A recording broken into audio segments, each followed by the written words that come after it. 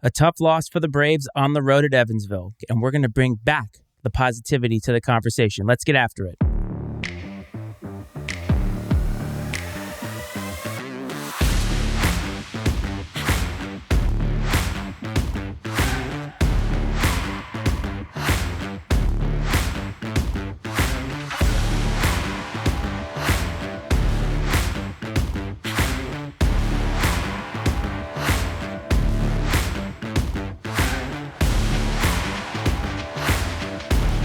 Fans, it's time now to meet the starters for this evening's game. Best laid plans is what they always say. Welcome back to Braves Talk. This is the Iceman, Matt Freites. That is the OG Rick and the coach, Brad Powell, over on the other side. Some technical difficulties to start this. I want to peek behind the curtain a little bit. We like to do this. This is my attic. What is behind me is my attic, and they are sitting in front of a green screen in their basement. This is what's going to happen sometimes. The best laid plans never work out. Flub the intro, everything else. But I want to bring something positive to the table as we get started, and we will get into the game action and everything. But I want to introduce Bradley Nation to somebody who is very important to me. Come around. Who's very important to me, and Coach and OG know this guy. Oh, yeah. Here he is. Hi, James. For everybody who is not aware, this is my son, James Allen. James, will you say hello to everybody watching? Hello, everybody. Exactly. Hello, so James. I wanted to He's bring got his him Bradley on. Red on. He does have his Bradley Red on. I wanted to bring him up here to get to meet the fine folks. Daddy, Mommy said I gotta do this quickly, so I'm doing it quickly, okay? That's a good point. You're doing it quickly. So can you tell everybody, go Braves, Go Braves. and to have a good night. Have a good night. And we will see you on Sunday for the Super Bowl. And we'll see you on Sunday for the Super Bowl. Okay, excellent. Thank you so much, buddy. All right, See so you, I James. wanted to get some positivity out there. So let's get to talking about the Braves, gentlemen. How you doing? Iceman, doing well. Doing better now than I was at 9 p.m. Wednesday night. Or 9 approximately. p.m. 10 minutes ago. Or 9 p.m. 10 minutes ago. And then obviously some power issues last night. Small tornado north of town over this way. And I wasn't even home yet, so I was oblivious. I was indoor 5 minutes, power's out. But yeah, back to the Braves. Came up short on Wednesday night, but it's the Valley, as we always say, and that's going to happen, unfortunately. And we can talk more about that here in a few minutes. But I know that this man next to me, Dad, is pretty excited about tomorrow's game, though, for sure. Yep. Absolutely. So we do have a lot to talk about this week, tornadoes aside. And it was a rough game, but let's get into the game. So obviously the Braves go to Evansville, lose what I consider a heartbreaker by 3, 73-70. The final shot, which could have tied the game, Duke Dean, doesn't count, and it is what it is, right?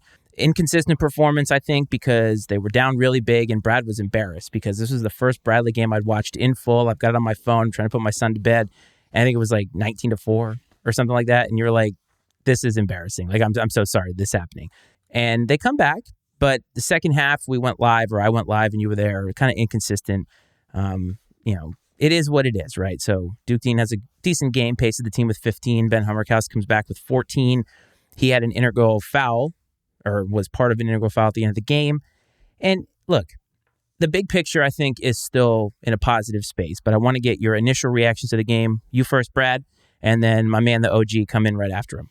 Yeah, so obviously we got off to a slow start, no doubt about that. And then one of the things that concerned me, and it's funny because I kind of took some notes to myself during the first half, like things I wanted to make sure I remember about how I was feeling during that time. And the second half, my notes kind of fell off because I was so engaged in the game. There was a lot to really pay attention to at that point in time. But 12 turnovers in the first half, it's hard to win that way. And just simply shots not falling, which Yes. you got to put in the bucket or in the basket to win. And we were not able to do that, especially early in the first half. I wish we were more aggressive going to the basket, but I just have to accept that that's not who this team is this year. And it's not for a lack of trying. I mean, I think that we make an effort to do that. It's just not our strength right now. And then also on top of that, to segue, I felt like we had a lot of one-on-one play early in the first half, and that may have been by design. Maybe we liked some of the matchups. We liked their athleticism and thought, let's just go out there and take it to these guys a little bit. But it did not play out in our favor. I didn't think early. And then, like you mentioned, 19-4, the margin got to 15 at one point in time. And then Hickman and Leon's going scoreless in the first half is also Yes. not a recipe for success. And all the while when this is happening, I'm telling you that although I did say, man, this team is better than this. I'm sorry that this is the way this has started for you. I told you I wasn't worried because I was like, if we can close the gap, we haven't played two poor halves consecutively with Hickman all year. And I don't think we're going to do it tonight. And so if we can close this gap and get it in the single digits before halftime, I like our chances in the second half. And we were 0.1 seconds away from making me a profit. But that's those are the breaks, I guess. So that's just kind of my real quick analysis of how I felt about the game overall. And it really a tale of two halves, which has been Bradley's identity a little bit this season. We're learning, though. I think we're learning that, and I hope they're learning that you can't beat, especially the good teams that way. You didn't beat one of the lesser teams in the league that way, and that's certainly not going to get the job done tomorrow against Drake. And when you say profit, you mean profit as in like your FanDuel account, or you mean like a profit? No, man, I have like a strict personal. Now, granted, like on the typical betting sites, you cannot bet in-state against in-state teams or for in-state collegiate teams. But I kind of have a hard, fast rule. Like I don't bet on teams that I'm like emotionally invested in. That's I fair. try not to, anyways. It's too much. It's enough already. Just riding the wave of being a fan. And then you add something like that on top of it, and it could get out of control really fast. So I try not to. I try to steer clear of that. Good point, Rick. Sorry, go ahead. Yep. No problem. No, I think we just came out totally unfocused, especially on offense. I thought our defense really wasn't too bad, although we have played much better in the past. We had some very good shots that just did not fall, that we've been hitting. Not getting the rebounds, the offensive rebounds early, not playing in-your-face defense like we normally have been doing, got us in that 15-point hole. But neither Brad nor myself got worried. I was as relaxed when we were 15 down as I was when we were down by 3, and with the seconds coming to an end. But because we've done it before. We've been down by 23 and come back, just this year, and even more or less. You can't count on that though. No, I know you can't count on it, but it was too early in the game to just panic. Yeah, it was really knowing that we do play good defense. Our guys are going to start hitting shots, which they did. Hickman and Leon's both had 0 points at the half. Leon's ended up with 9, and Hick was what? 14. Hick had 14. 14. So, I mean, there you go. I mean, if they'd have knocked down a couple more shots in the first half, we'd have been on top. So yeah. Hickman had a weirdly inconsistent shooting night, too. He was less than 50% from the field, like 5 of 12. Yeah, something like, But I think a lot of it just comes down to we weren't focused. And I said that last week, remember, when we were prepping for this, and you got, and it wasn't like you guys were like, nah, we got this. It was more like, yeah, well, I think usually we're focused, and I don't happens. I don't like the term trap game, and essentially that's kind of what it was. But Evansville's not a bad team, and they brought their best player to come back, which elevates a couple other players that played pretty well. But I think outside of Hummerkaus, there wasn't another player on Evansville that was in double figures. No, but you also said that they were kind of like Bradley and that they went through a slump without him, and then they're a different team with him. And the thing I noticed, and I don't know if you guys picked up on this in the second half, and I think I even said this a lot when I was live, is they can't get a stop when they need one. And it was like every time they'd make a bucket, go up, the momentum shifting in their direction, Evansville would come down and get another bucket. And it was like, and I must have said it like a dozen times, they need to get a stop here. And it was either some BS shot that went in or they got a foul, and it was like every time. Yeah. And sometimes that's the breaks, right? Yep. Sometimes that's how it goes. Yeah, and it was just Evansville's night, I think, right? Yes. I mean, it was their night, and once... we were their Super Bowl. Yes. Well, a lot of people were saying that. And that's what happens, though. Like when you're the defending league champions, you're going to be a circled game on the calendar for everybody. And a program with the tradition of Bradley maybe amplifies that even more. And then, of course, they have a former Bradley player on their roster, which I'm sure adds a little bit of fuel to the fire, I would imagine. And, I know that late in the game, I think Duke Dean took an ill-advised three, like way early in the shot clock. And I know there were a lot of people that were pretty upset about that. And I was obviously upset about it. Yeah, not a super great decision at that point in time, but that didn't lose the game. You know what I mean? Like you have to look back. There were a lot of things that happened throughout that game. It's a collection of things that get to a first half. loss. Yeah. And coach after post game show Wednesday night said his first, I think, initial reaction was defense. We just can't play defense. But then he was on the radio talk show this morning and kind of retracted that a little bit. Said our defense really wasn't too bad. Our offense, 17 turnovers. That's uncharacteristic of the way we've been the last month and a half, 2 months. Is that many turnovers. Usually not been more than 11 or 12 in a game, but 17, 7 ill-advised shots. And Coach Wardle even said there was a couple of different times, a couple of guys were playing, didn't know where they were supposed to be. So, I mean, they looked, a couple of guys were lost. So then I think on a defensive end in this particular game, and I've seen it not just this game, but other games, is our freshmen. And that is Kyle Thomas, Birch, and even Allison. When they get drove on, they'll run into, a little screen, they'll slip past it. But in all that process, and sometimes there's not even a screen, the guy that they're on blows right by them. And it happens every game, 2 or 3 times a game. So that's on film. Teams are going to watch that. So we need to either create some help, or these guys need to get it and get on top of, get themselves in a better angled position to not let them get by them.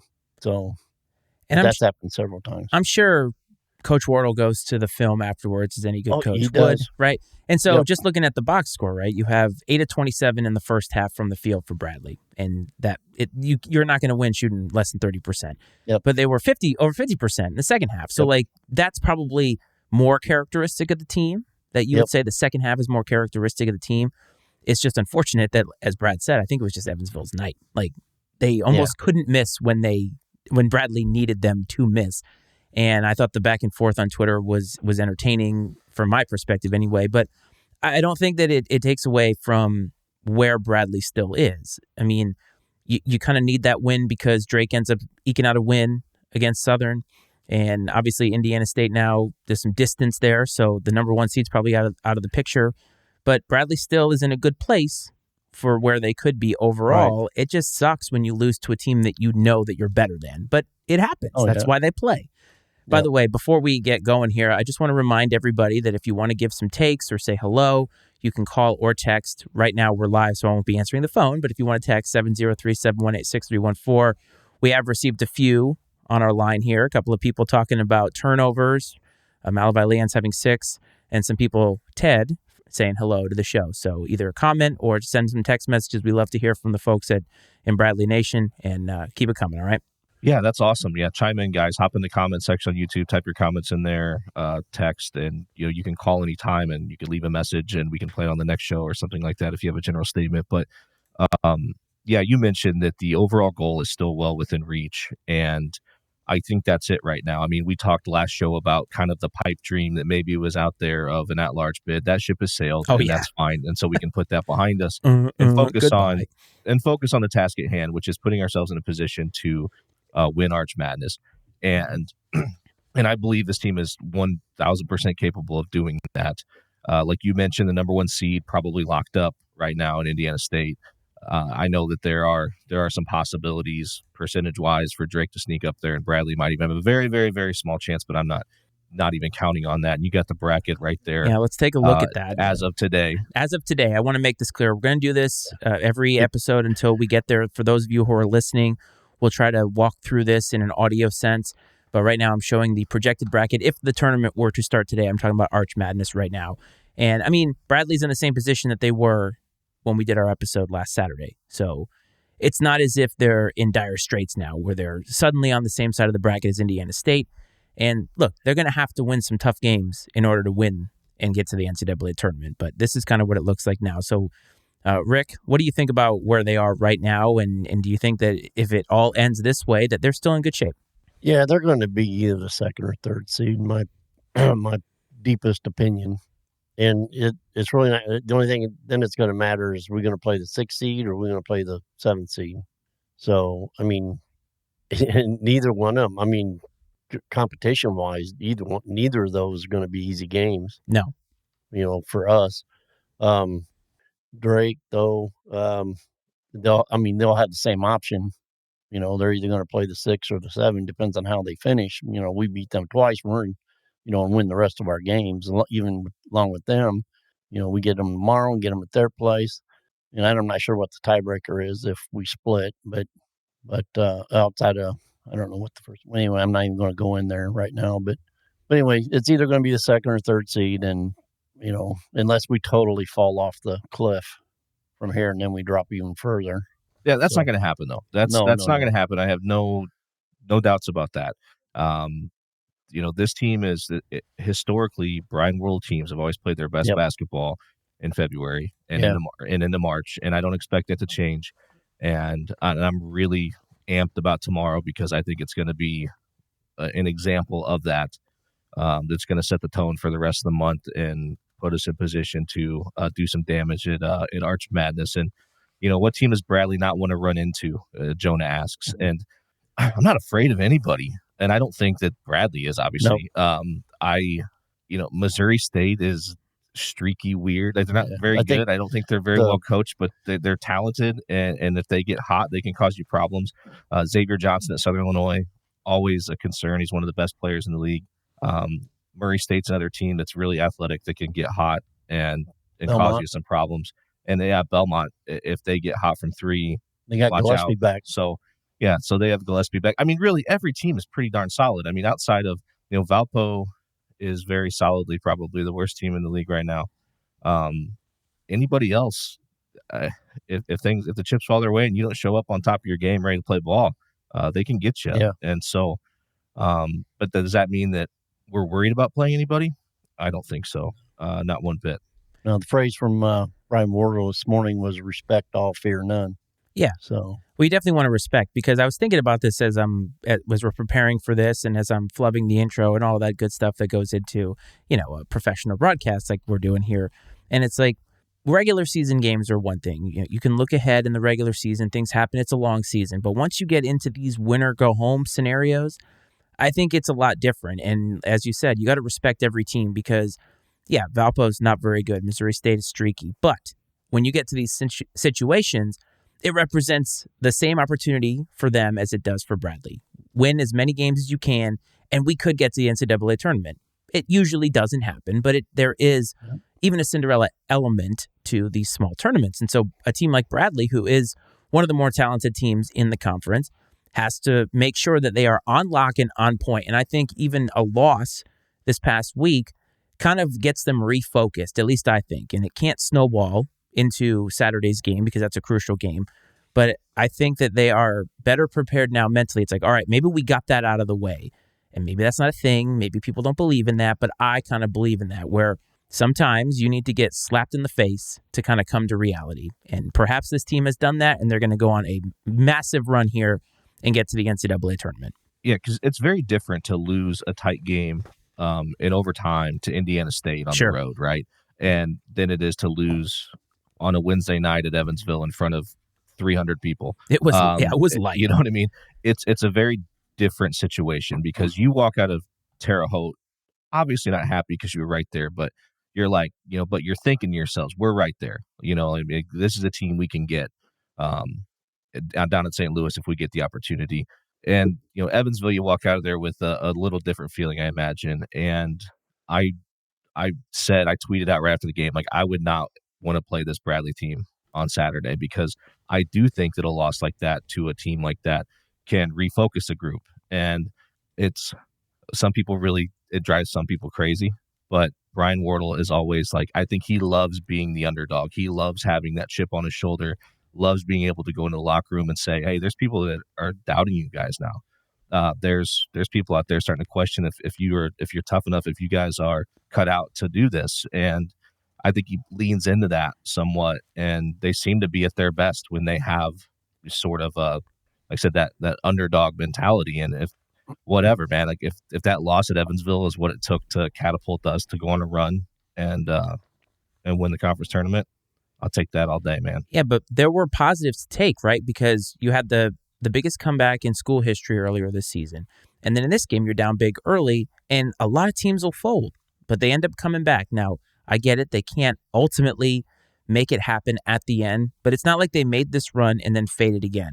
They were in the game the whole time. So it tells me that Bradley is a dangerous team in the sense that you may think you have them on the ropes. Don't let up on the gas pedal because they score and can kind of turn it on defensively whenever they need to. And that's a dangerous combination. And it's a dangerous combination for a team that's sitting in the 5 seed or the 4 seed in the NCAA tournament, too. You know what I mean? Yep. No, we won the tournament as a 5 seed. Yeah. Yeah. Well, I mean, he's talking about you get to the dance, man. That's what I'm saying. We'll dance. Yeah, and that's what happens. I was kind of trying to give myself a little perspective and looking back to 2019 and the 2020 season when we won the tournament in back-to-back years. And 2019, we were a 5 seed, and we went on a 5-game losing streak right in the middle of the Valley season and lost some head scratchers and then go on to win the conference tournament.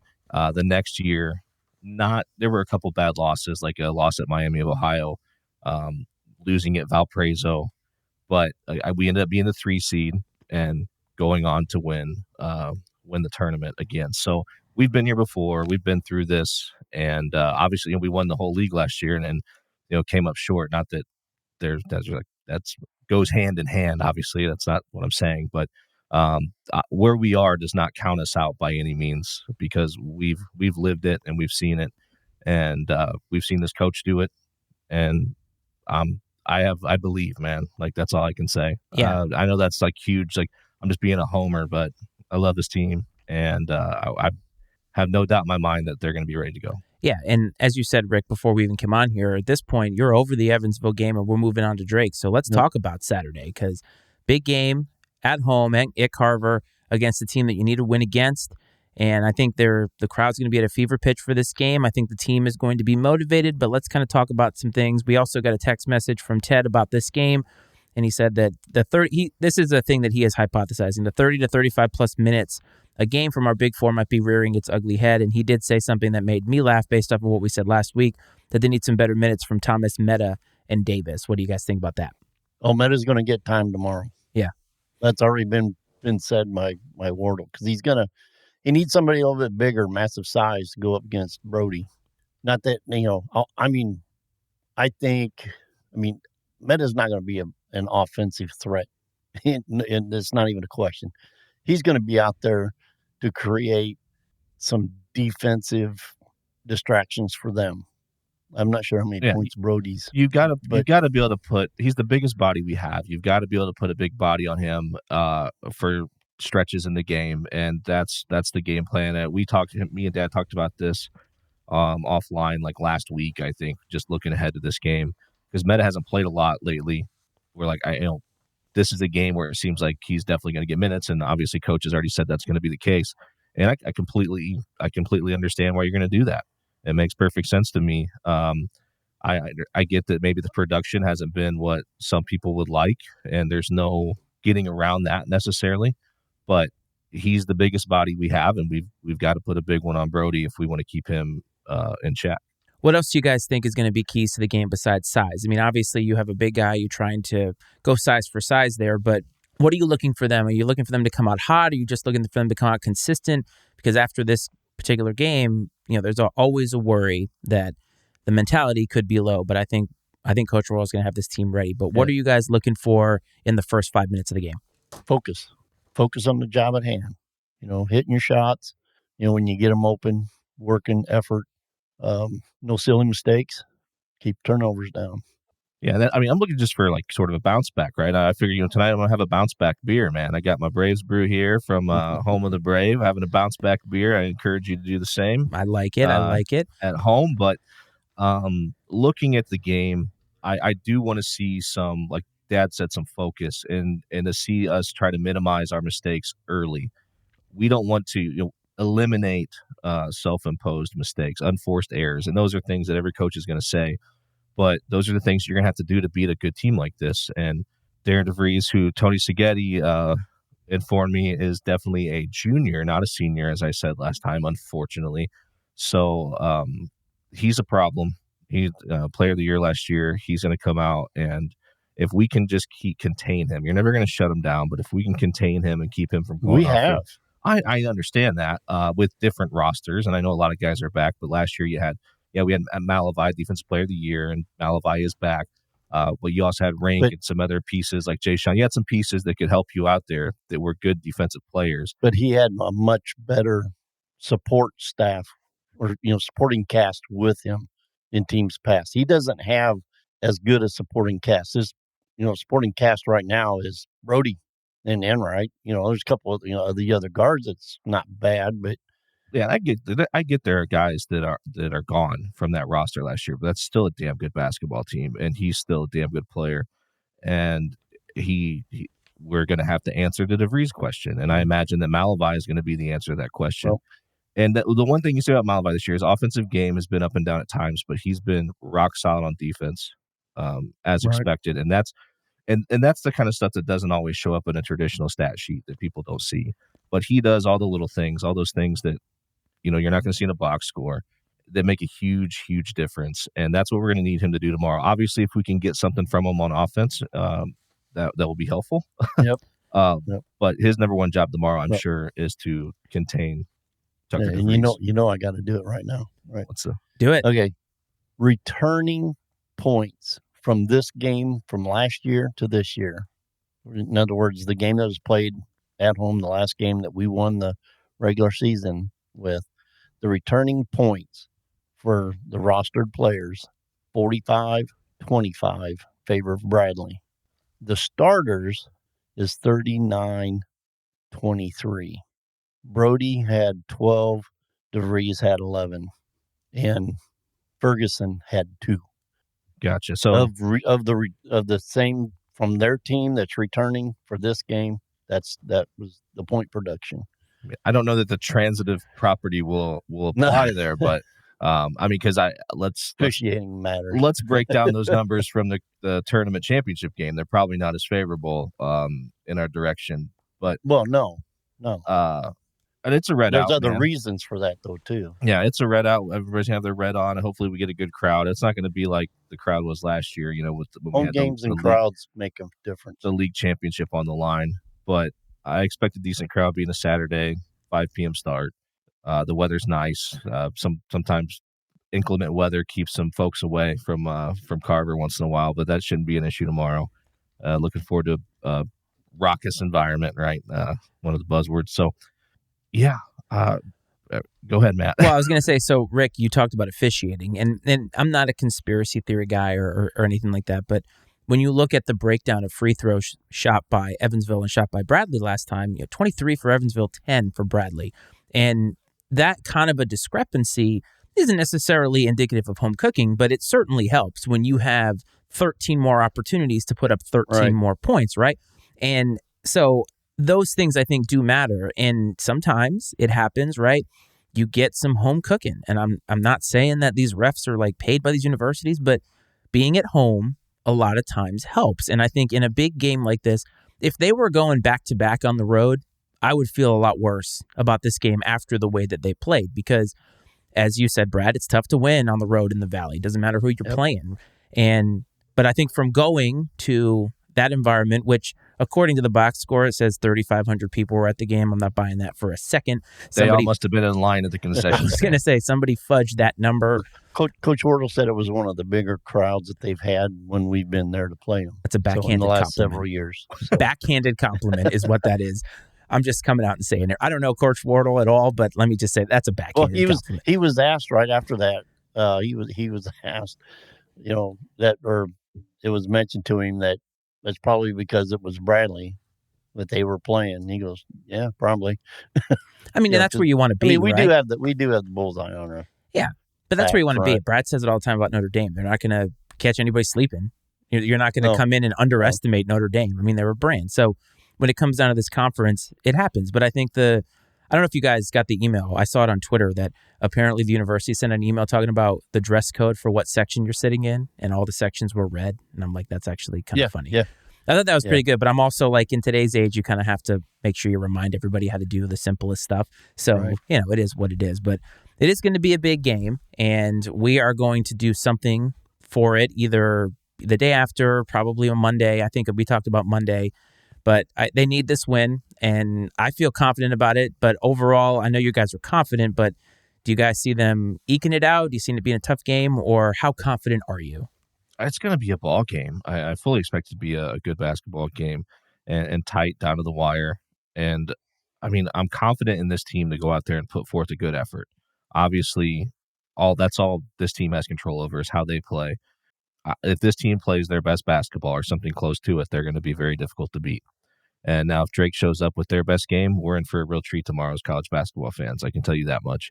So, But Drake struggles against teams like us. So Elaborate. I'm saying elaborate. Yes. Missouri State, struggling against teams named Bradley. Yeah. Yeah. No, I mean, because we get after it. We can run up and down. We run up and down the floor against, with Drake like we can. Brody's going to be too wore out to do a whole lot of damage. And they don't have anybody outside of Ferguson to replace him. You just guaranteed that Brody's going to go for like 30 tomorrow. Nuclear. No, but you're right. The way we play fast, we play pretty fast, I think, compared to maybe how we have in the past. And I think that is definitely going to cause a guy like that some problems for sure. And I love what Todd said, man. Bradley blow out by 15. That'd be fantastic. Well, if we come out clicking on all cylinders, both sides of the floor for both halves, it's going to, yeah, I 100% agree. Possible. I mean, this team is possible of beating that team that badly. Absolutely. Yep. But you kind of want that, right? Like you would love to see that only not just from a fan perspective where you're like, oh, I love seeing my team blow out one of our rivals, but after this loss to come out and have such a definitive win and be clicking on all cylinders, it's like maybe this is the start of this run that we're going to make. And it would be a confidence builder because no matter where they end up in Arch Madness, they're going to have to probably play Drake to get to Indiana State if they're on that side of the bracket. Maybe. Yeah. I mean, they could lose. So a good confidence booster, in my opinion, a home game. I'm feeling really good about it. It's going to be my second game watched ever, but I'm not going to be 0-2. I don't feel it. No way, man. And Todd said revenge game for the tournament last year. I mean, it's very possible we could play Drake 3 times like in the next month. Yeah. And it'd be nice to set the tone right away with a definitive win. Yeah, and the big difference this year playing them in the tournament they would be our second game and not our third. Yes. Yeah, and they're all tough. But watching, we're hyping it up, and somebody will knock them. The UIC will knock them off. Hey, you'll take like it. That. You're not going to complain about upsets in that tournament as long as it's not Bradley being upset too early. Too early, of course. Well, gentlemen, do you have anything else to add about this particular game or anything else? We're going to be breaking down next week's action when we break down the game on Monday, I think, Monday night. But do you have anything else you want to add about this week's action or anything that you want to get off your chest? I do think it was interesting that I did make a note of it. I didn't mention it earlier. All the games that were going on while all the Valley games were within 5 points at halftime the other night, which I thought was exciting. I mean, obviously Indiana State absolutely drew up Valpo, but every other game was tight, and they all finished pretty tight too. And that's what you want to see in a league like this time of year. And a lot of people sell this league short, but it's a good basketball league. So I'm sure there's going to be a lot of great games tomorrow and this weekend as well that are going to be highly contested.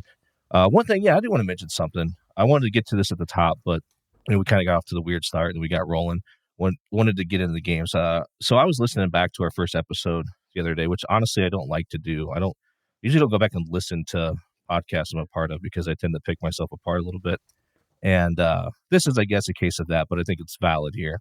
I made a comment about how we have 4 wasted scholarships, and that did not sit well with me at all when I heard that come out of my mouth listening back, because that's incredibly disrespectful to those 4 players, to Gonar and Connor and Sam and Cade. Like, those guys contribute to this team in ways that aren't going to show up in a box score and that are incredibly meaningful, and they bust their tails every day at practice. I have no doubt about that. And, especially the older guys, that have been there on scholarship. Connor's been there, he had 5 years, maybe it was a COVID year. I can't say for sure. And Gonar's been here for a couple of years. And then obviously Cade and Sam have been here for a bit too. And to put that time in and not get rewarded with minutes off very often takes a special kind of character and a special kind of person. And so I definitely think that it was I didn't give those guys the respect they deserve when I said that, because I love those guys, man. I love that entire team, man. Player 1 through 13, every single one of them. And those guys are meaningful members of the Bradley basketball family and of that program, and they contribute to the product that we see on the floor every time out with the work they put in practice on the scout team that push. And obviously, Cade's getting in a little bit here and there and giving us some minutes. So I just wanted to get that one off my chest, because it just has not set well with me at all the last few days. And I thank you guys, for those of you that may have listened and heard it, for kind of giving me grace and not coming at me about it. Nobody said anything to me about it. This is just a me being unhappy with me thing. So thank you for that. And yeah. Well, I have thoughts about that, because I said it earlier, right? The way that this show started, I will let everybody know who's never tuned into us before, that has never happened. It has never happened to me. I flubbed the beginning of it. The sound went out. Everything happened. It's never happened. And we're not professionals. We're not journalists, but we care deeply about putting on a good product for you. And we're also human beings. We're going to say things that either you don't agree with, or maybe we didn't say it quite the right way. And I would guarantee that every single person who has tuned into this so far, between this episode and the last, has said something in their life that they're like, I wish I could reword that, or maybe that wasn't fair. It's going to happen. We're going to be critical at times, because as fans, you are critical of the teams that you watch. But one of the things you're going to get from this show is the love and passion for Bradley basketball from those two gentlemen over there.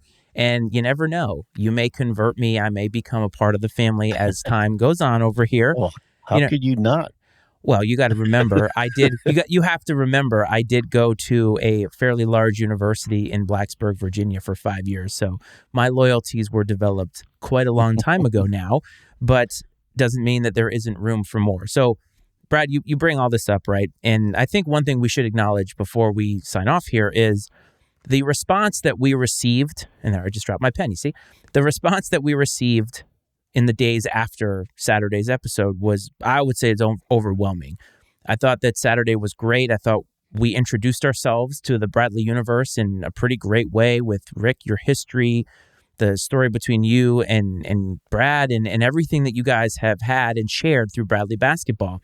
But for Home of the Brave to pick it up and be supportive, for so many alums, so many people who just love this team to be following us on Twitter, X, whatever, and just sharing and saying supportive things, it means a lot to us, because Brad and I have been doing Iceman and Coach since October of 2022, and we have not received that much love combined in all the other episodes that we have done, outside of maybe the Lionel Messi episode that Brad very astutely walked through his vast knowledge of the Ballon d'Or winner, or the eight-time winner of it. So we want to say thank you for sure. And gentlemen, I don't know if you have anything to add to that, but that's how I felt this week. And I know for Brad, it was maybe a little like, whoa, this is happening real fast, but it was awesome. And I think it was well-deserved from us.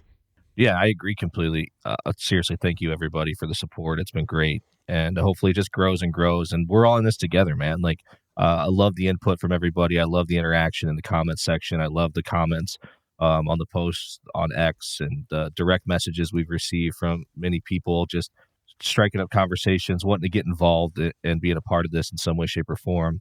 That's fantastic. And we want to do all of those things with all of you. So it's just exciting to have another place, and we don't have a lot of them as Bradley fans, but to have another place where we can come together and celebrate our passion and our fandom when it comes to Bradley basketball. Because I know that it's, for a lot of people, there aren't a lot of casual Bradley fans. Like, your Bradley fans have been Bradley fans since the womb, right? And they are very, very passionate and very invested in this basketball program. Yes. So definitely awesome. And what do we have going forward? Last time we kind of didn't know what we were going to do, but we have some things lined up. As Brad said, we got some support and some messages from some folks. One of them was Home of the Brave, which is the NIL collective, and they've been massively supportive. Some of the guys that have been in touch with me are going to come on here probably to preview the Illinois State game that's in a couple of weeks. And then we also have Matt McClain, who is the color commentator for ESPN Plus for Bradley home games. He's going to come on here a couple days before the start of Arch Madness to preview the whole tournament with us and kind of talk about his Bradley fandom. So this is going hot and heavy right now. We're trying to get guests. We're trying to figure out a way to get people to share their thoughts. And maybe it won't happen in the time between now and the end of the season because there's not a lot of time. And I'm a family man. Brad's a family man. Rick's a family guy. So we got a lot of stuff going on, but we're going to try to do all of it. If you have anything you want to hear from us about, you have the number at the bottom of the screen. But for those in audio, 703-718-6314. You can email icemanandcoach@gmail.com. You can find us on X, TikTok, Facebook, a whole assortment of things. If you want to watch us on YouTube, hopefully you've hit subscribe by now. But if you want to listen to us in audio as well, Iceman and Coach is where you can find it. And we're coming hot and heavy for Bradley basketball between now and the end of the season. So, gentlemen, I had a great time tonight. I hope that Bradley Nation had a good time tonight. And we'll see you next time. This is Braves Talk. Go be you.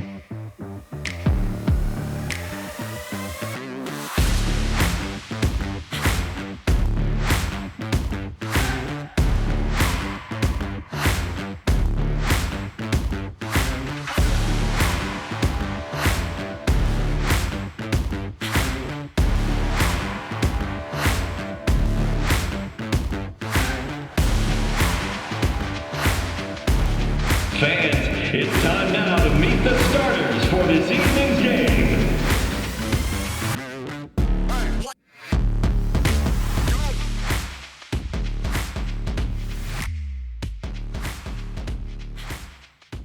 The opinions and viewpoints expressed on I&C Sports are those of Matt Freitz, Brad Powell, and their guests, and not necessarily those of the Matty Ice Media Network. I&C Sports is exclusively owned by Matt Freitz and Brad Powell, and is brought to you by the Matty Ice Media Network.